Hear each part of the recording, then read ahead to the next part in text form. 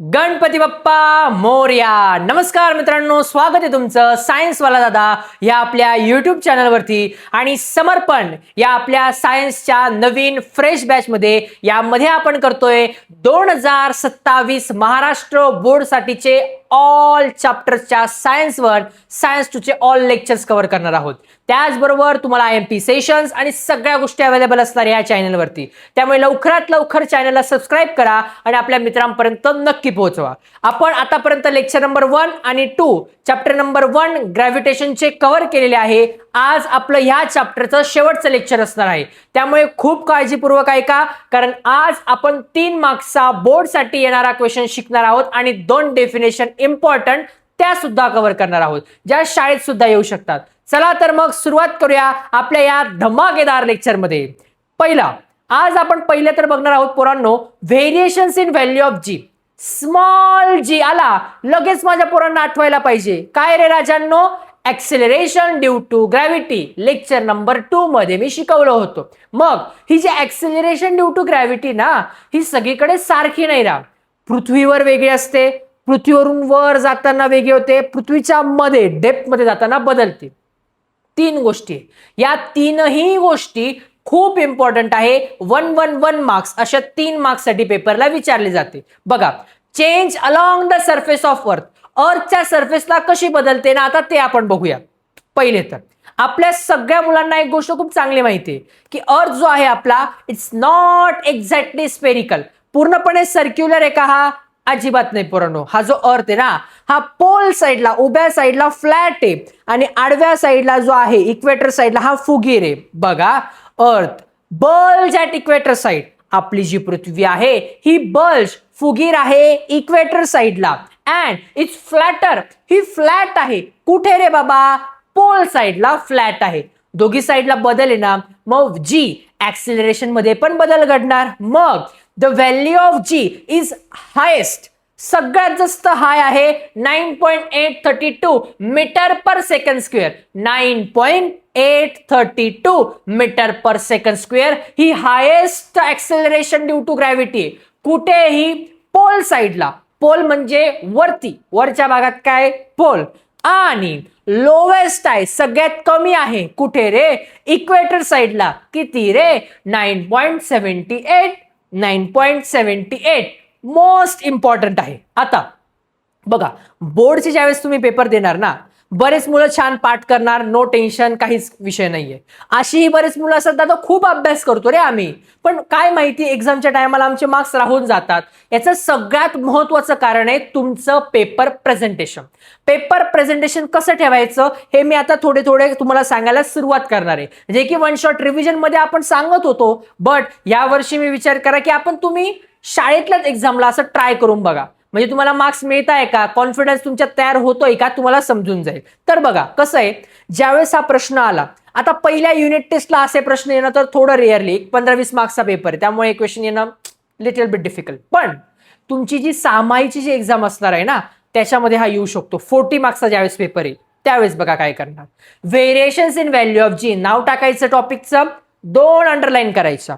त्यानंतर change along the surface of अर्थ, पूर्ण लाईन द्यायची, एक सिंगल लाईन टाकायची ए मध्ये आणि त्यात पॉइंट, बुलेट पॉइंट्स करून या गोष्टी लिहायच्या, जेणेकरून जो एक्झाम चेक करणार आहे ना त्याला असं वाटलं किती सिंपल आहे, किती छान लिहिलंय याने.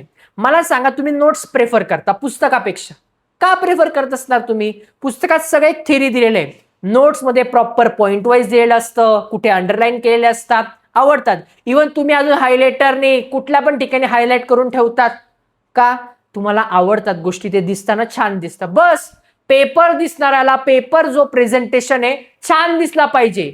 तुम्ही काय लिहिताय यापेक्षा सुद्धा तुम्ही कसं लिहिताय ना, हे सुद्धा जास्त इम्पॉर्टंट आहे. लक्ष द्या.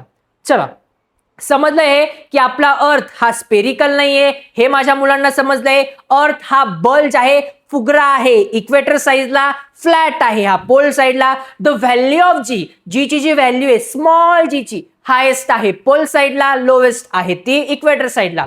दोघी व्हॅल्यू लक्षात ठेवा. फिल इन द ब्लँक जोड्या लावांसाठी मोस्ट IMP. चलो, चेंज विथ हाईट. आता हाईटने जी व्हॅल्यू ऑफ जी आहे ही कशी चेंज होत जाते बघा राजा रे. हाईट इन्क्रीज, जशी जशी हाईट पृथ्वीवरून आपण बाहेर पडतो वाढत जाते, तसं जसं जी ची व्हॅल्यू काय होते, कमी होते. ही आपली पृथ्वी आहे. पृथ्वीच्या जर का आपण वर जायला लागलो, हाईटने जायला लागलो, तर काय होणार, जी आहे हे कमी होत जाणार. The change is negligible. हा जो चेंज होतो ना हा खूप निग्लिजिबल, कमी प्रमाणात असतो. स्मॉलर दॅन, जी हाईट आहे smaller than radius of earth, अर्थच्या रेडियस पेक्षा स्मॉलर. आता इम्पॉर्टंट चार्ट एक्झाम साठी खूप इम्पॉर्टंट आहे बघा. सरफेसला हाईट जी आहे ऍव्हरेजली 0 आहे आणि gravity small G acceleration due to gravity हे 9.8 कॉमन आहे. आता माउंट एव्हरेस्ट थोडंसं वरती ज्यावेळेस तुम्ही गेले 8.8 हाईट आहे, 9.8 ही तुमची ग्रॅव्हिटी आहे. आता मॅक्झिमम हाईट रीच केलेली आहे मॅन मेड बलून, बलून जो बनवला आहे त्याच्याद्वारे 36.6 एवढी हाईट आहे आणि G acceleration due to gravity ही 9.77. बरं, अजून कमी होत गेलेली आहे. Height of typical weather satellite, जो वेदर सॅटेलाइट आहे ना याची जी हाईट आहे 400 आहे आणि ग्रॅव्हिटी 8.7. लक्षात येतंय जशी जशी हाईट वाढते तसं तसं एक्सेलरेशन ड्यू टू ग्रॅव्हिटी कमी होतंय. फार होतंय का, 9.8 वरून डायरेक्ट तुमचा 2.2 ला आलं का, नाही, निग्लिजिबल, हळूहळू होते. आणि हाईट ऑफ कम्युनिकेशन सॅटेलाइट, जे आपल्या कम्युनिकेशन सॅटेलाइट आहे, हॅलो जेवलीस का तू, कम्युनिकेशन सॅटेलाइट जे आहेत ते जे आहेत पोरांनो, हाईट जी जशी जशी वाढते एक्सेलरेशन ड्यू टू ग्रॅव्हिटी कमी होत जाते. समजलं आहे. व्हेरिएशन्स इन व्हॅल्यू ऑफ जी. दुसरा पण आता लास्ट याच्यातला पॉइंट आहे चेंज विथ डेप्थ. जसं आपण पृथ्वीच्या डेप्थ मध्ये जातो, पूर्ण मध्ये जातो पोरांनो, तशी तशी सुद्धा व्हॅल्यू ऑफ जी चेंज होते. कशी रे पोरांनो, ही आपली पृथ्वी आहे. सेंटर पासून आपण डेप्थ मध्ये जसं जसं खाली जातो त्यावेळी जी चेंज होतं. ऍज डेप्थ इन्क्रीज, जशी जशी पृथ्वीमध्ये डेप्थ इन्क्रीज होत जाते व्हॅल्यू ऑफ जी डिक्रीज होत जातो. मग दिस इज बिकॉज कशामुळे, ऍज वी गो आपण जातो इनसाइड अर्थ, पृथ्वीच्या मध्ये जातो. मास अंडर कन्सिडरेशन, कोणाचं कन्सिडरेशन होतं, मासचं कन्सिडरेशन डिक्रीज होऊन जातं. मासला जे कन्सिडरेशन, मासला जे कन्सिडर आपण करतो ना ते पूर्णपणे नाहीसं होऊन जातं. मग समजलाय. तिन्ही पॉइंट खूप इम्पॉर्टंट आहे. चलो, तिन्ही गोष्टी ज्या आहेत सरफेसला पण, अबव सरफेसला पण आणि इम्पॉर्टंट म्हणजे डेप्थला पण, तिन्ही गोष्टी खूप छान करा, बोर्डसाठी इम्पॉर्टंट आहे. आता पुरानो मास, वेट अँड मास, हा जो डिफरन्स बिटवीन आहे ना, मोस्ट IMPS शाळेतल्या एक्झामसाठी, जसं केप्लर्स लॉला 3 स्टार 3 स्टार करून टाका, आत्ताच करून टाका, पेपरला येणार आहे, तसा वेट अँड मासचा टॉपिक इम्पॉर्टंट आहे, आत्ताच स्टार करून टाका. बघा वेट आणि मासचं काय राजा रे, मास आणि वेटचा डिफरन्स आहे. Mass is a amount of matter, mass म्हणजे अमाऊंट ऑफ मॅटर प्रेझेंट आहे एका ऑब्जेक्ट मध्ये, त्याला म्हणतो आपण mass. Weight, weight is a force, weight म्हणजे काय प्रकारचा फोर्स आहे with which earth attract the object. Earth काय करते, ऑब्जेक्टला अट्रॅक्ट करते. आपला चोमेश बच्चा आहे.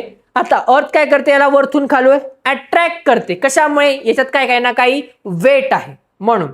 नेक्स्ट, मास एम ने दाखवतं, स्मॉल, वेट डब्ल्यू ने आपल्या. Mass does not change, mass change नाही होत प्लेस टू प्लेस, मास कधीच चेंज होत नाही प्लेस टू प्लेस मध्ये. वेट म्हणजे काय, mg, m मास ग्रॅव्हिटी.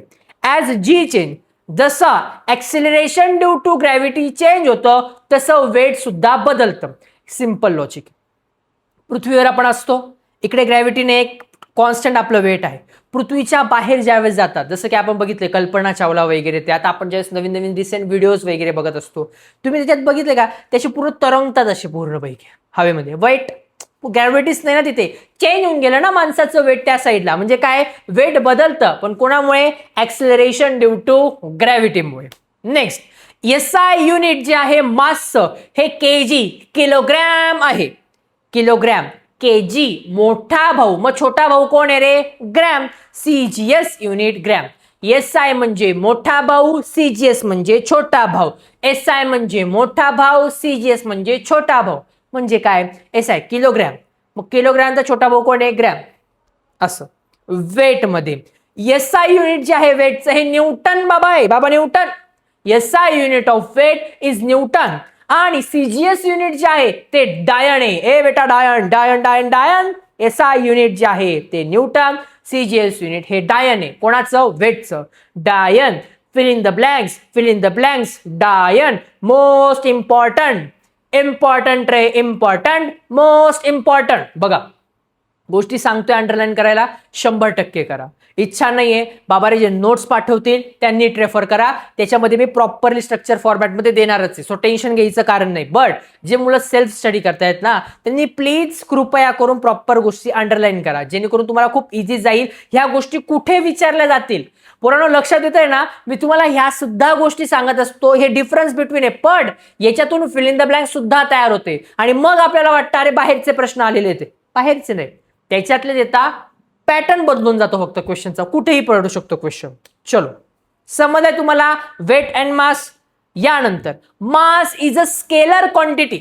मासची कोणती क्वांटिटी रे? Scalar quantity. आणि weight is a vector quantity. वेटची कोणती क्वांटिटी आहे? व्हेक्टर. 4 पॉइंट मी सांगितलेले, 4 ऑलमोस्ट सांगितलेले आहेत. आपल्या नोट्समध्ये कदाचित यापेक्षा जास्त द्यायचा मी ट्राय करतो, जेणेकरून तुमचे 5-6 पॉईंट झाले तर तुम्ही 4-5 लिहूच शकता.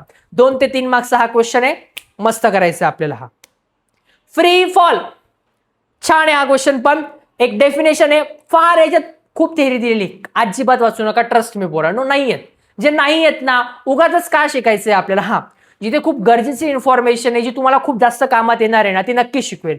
जसं सायन्स 2 मध्ये एकूण एक गोष्ट शिकवतो, बिकॉज त्या गोष्टी तुम्हाला पुढे जाऊन बायोमध्ये खूप कामं येतात. इकडे जे आहे ना उगाच डोक्याच्या वर जाणार आहे, सगळं शिकू नका. इम्पॉर्टंट पेपरात येणाऱ्या गोष्टी आणि जिथे खरंच गरज आहे पण पेपरात येत नाही ना, त्या सुद्धा गोष्टी मी एक्सप्लेन करतो. सो डोंट वरी, टेन्शन नका घेऊ. Free fall. Whenever object move होतो अंडर इन्फ्लुएन्स ऑफ फोर्स. जेव्हा ऑब्जेक्ट मूव्ह होतो अंडर द इन्फ्लुएन्स, कोणाच्या इन्फ्लुएन्स खाली? Force of gravity. ग्रॅव्हिटीच्या फोर्स खाली alone is called as free fall. एक सिंपल भाषेमध्ये तुम्हाला सांगतो. आता ज्यावेळेस तुम्ही क्रिकेट वगैरे खेळता, एक बॉल आहे तुमच्या हातामध्ये. आता बॉल ज्यावेळेस तुम्ही वर फेकला, बॉल काय केला तुम्ही? असा वर फेकला. एका ठराविक अंतरापर्यंत बॉल जातो, बट त्यानंतर तुम्ही गोष्ट जर का ऑब्झर्व केली, एका ठराविक हाईट नंतर तो थांबतो आणि तिथून तो खाली येतो. आता ज्यावेळेस खाली येतो त्यावेळेस वरती कोणी बसलाय का? बाबा कोणते पण न्यूटन बाबा बसले का तिथे, की जसा बॉलला परत खाली पाठवतात? नाही, ऑटोमॅटिक खाली येतो.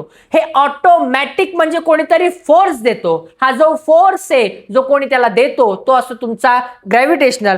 ग्रॅव्हिटी एकटी अलोन फोर्स देते, त्याला आपण काय म्हणतो राजा रे?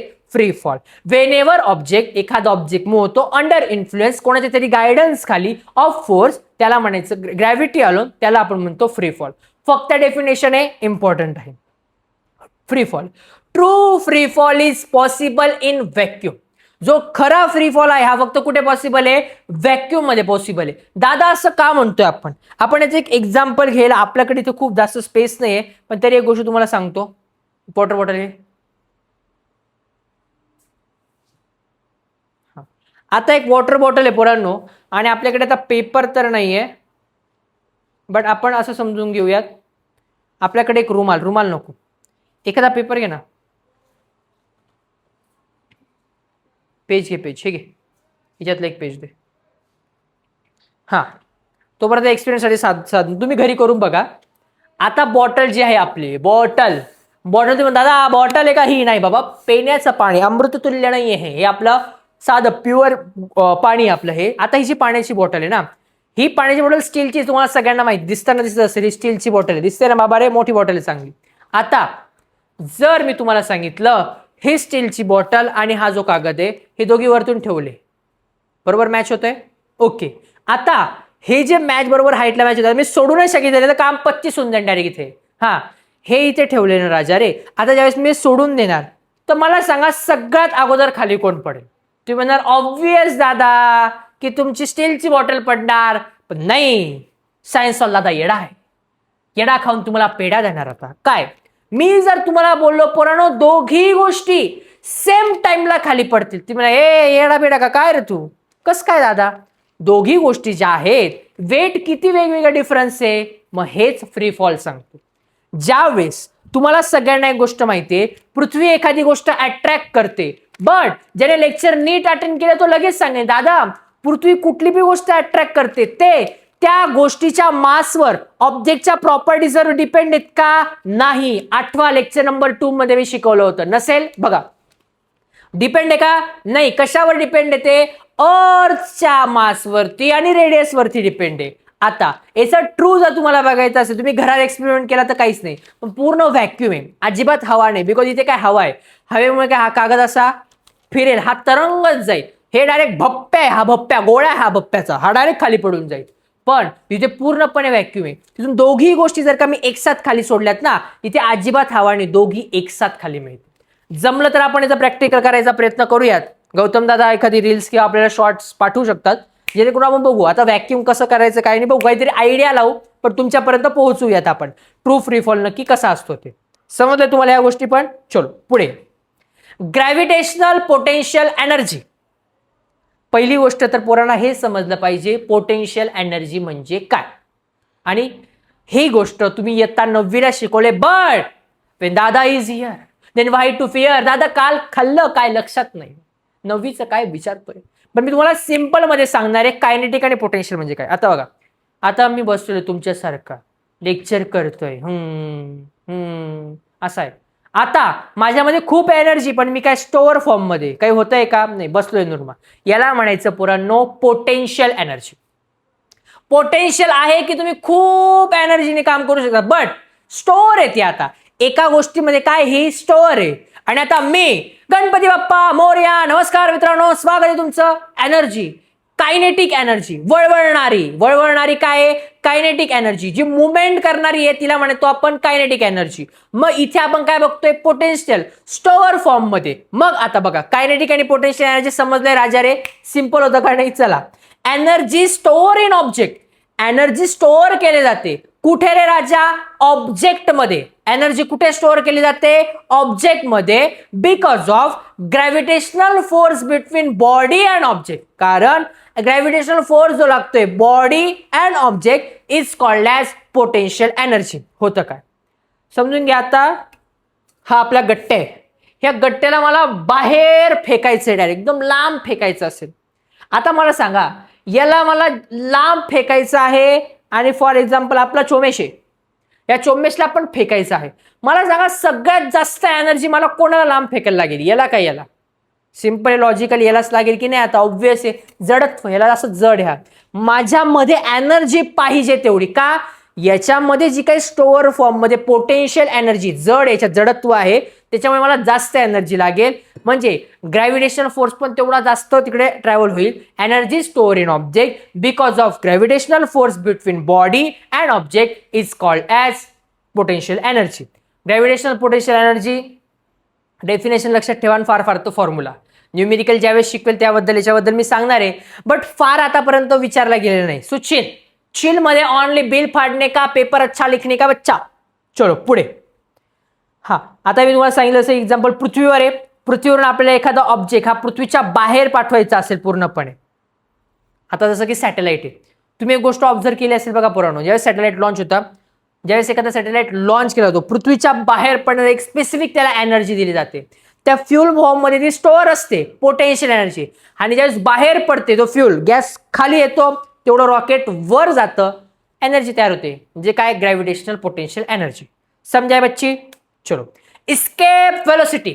इस्केप म्हणजे पळून जाणे, सैराट होऊन जाणे. इथे इस्केप वेलोसिटीचा म्हणजे काय? इस्केप पळण, एखाद्या गोष्टीपासून लांब जाणे, दुरावा येणे, की विरह ज्याला आपण म्हणतो, विरह तुमच्या भाषेमध्ये झालं तर इस्केप वेलोसिटी. ज्यावेळेस तुम्ही एखाद्या गोष्टीपासून इस्केप होता, लांब पडता, एखादी गोष्ट ज्यावेळेस तुम्ही इस्केप म्हणजे काय? इनडायरेक्टली एखाद्या गोष्टीपासून तुम्ही लांब होणे, किंवा एकदम त्यासाठी एक शायरी की ज्यावेळेस दोन लोक एकमेकांपासून लांब जातात त्यावेळेस इस्केप होतात. की अमावस्या की काली रातों में जब दिल का दरवाजा खुलता है, जब पीछे के कमरे में हम निपट अकेले होते हैं, टिक टिक घड़ियां चलती है, सब सोते हैं, हम रोते हैं, तब उनके बिना. बकवास छोड़ो, इसके वेलोसिटी शिको अभी. अच्छा चलो. हा तुम्हाला दादा ऍक्च्युअली विसरून गेलो मी काय म्हणायचं होतं, पण असो, आपल्याला ते इम्पॉर्टंट नाही. इस्केप वेलोसिटी शिकणे इम्पॉर्टंट. आता पृथ्वी आहे, पृथ्वीच्या बाहेर एखादी गोष्ट जाते. मला सांगा, रॉकेट लॉन्च केलं जातं पोरांनो, गॅसेस फॉर्म मध्ये असतो, त्याच्यात फ्यूल असतं. आता ज्यावेळेस हे रॉकेट जातं पृथ्वीच्या बाहेर, आपण त्याला असं काही धक्का गाडीने असं वरवर ढकलत जातो का रे पोरांनो? नाही.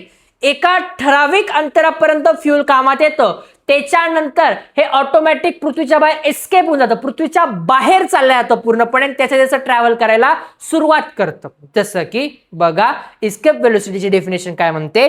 Body thrown vertical upward. Body जी आहे ही थ्रो केली जाते vertically upward from the earth surface. Minimum initial velocity, जी काही मिनिमम इनिशियल व्हेलोसिटी आहे, इनिशियल व्हेलोसिटी म्हणजे काय? स्टार्टिंगला जो काही स्पीड असणार आहे, फॉर विच ज्याच्यामुळे बॉडी करू शकते, काय करू शकते? Overcome the downward pull by earth. कमी करू शकते, अर्थ जे अट्रॅक्ट करते त्याला कमी करू शकते. अँड कॅन, आणि ती इस्केप करू शकते अर्थला काय करू शकते? इस्केप. म्हणजे काय? रॉकेट आहे, हे रॉकेट जे आपलं बघा, अरे बापरे, रॉकेट तर आपलं खतरनाक आहे वरून. हा, हे जे रॉकेट आहे हे आता वर जाते, फोर्स लागतोय.